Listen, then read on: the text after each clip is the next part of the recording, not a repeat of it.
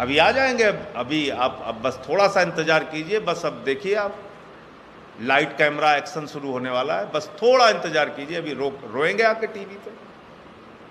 TV पे आके रो देंगे। पूरा देश का चैनल चलाने लगेगा, सब भावुक हो गए, सब रोने लगे, सब। बस चलो, ताली थाली बजाओ। तो इस चीज से अब हमें बाहर आना पड़ेगा वास्तव में, अगर हम लोग इस देश का कुछ भला चाहते हैं तो। कई अपनों को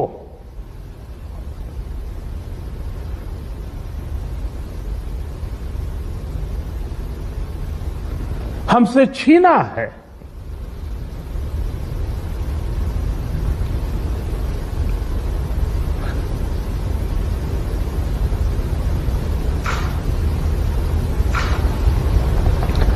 मैं उन सभी लोगों को अपनी विनम्र श्रद्धांजलि देता हूं और उनके परिजनों के प्रति सांत्वना व्यक्त करता हूं।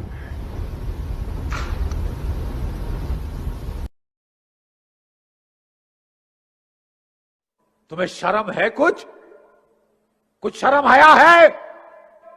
तुम चुल्लू भर पानी में जाके डूब के मर जाओ।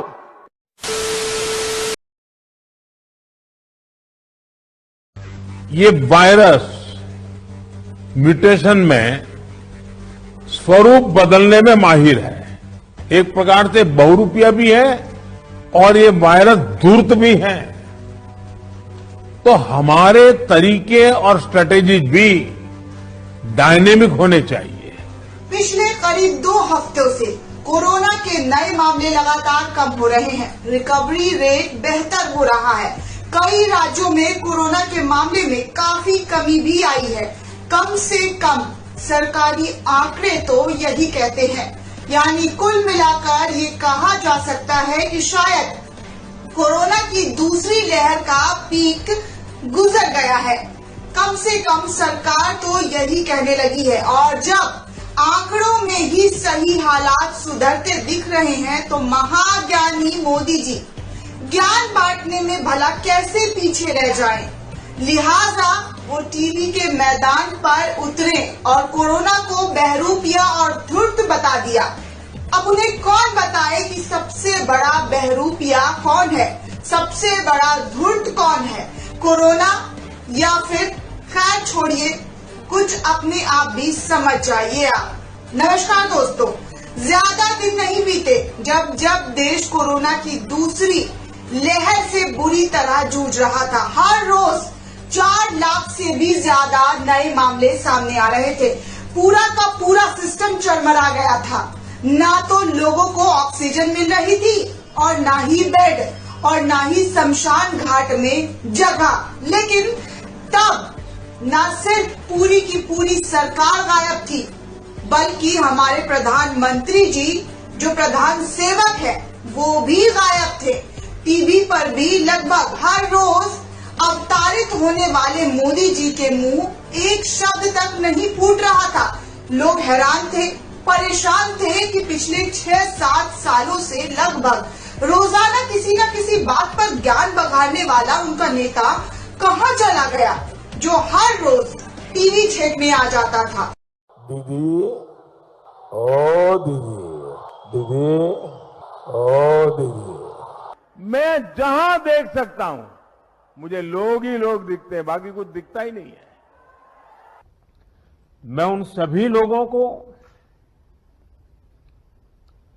अपनी विनम्र श्रद्धांजलि देता हूं और उनके परिजनों के प्रति सांत्वना व्यक्त करता हूं। हिपोक्रेसी की भी सीमा होती है।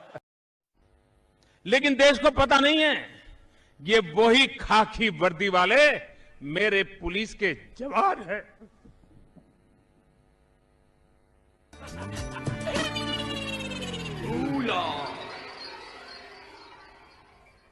देश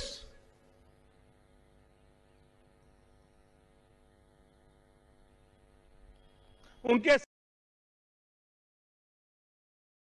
दीदी को ये कहता देखता हूं, कूल कूल।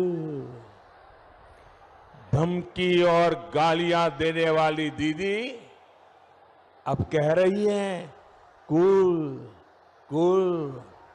दीदी, ओ दीदी, दीदी, तृणमूल कूल नहीं, बंगाल के लोगों के लिए शूल है, शूल। बंगाल को असहनीय पीड़ा देने वाला शूल है तृणमूल।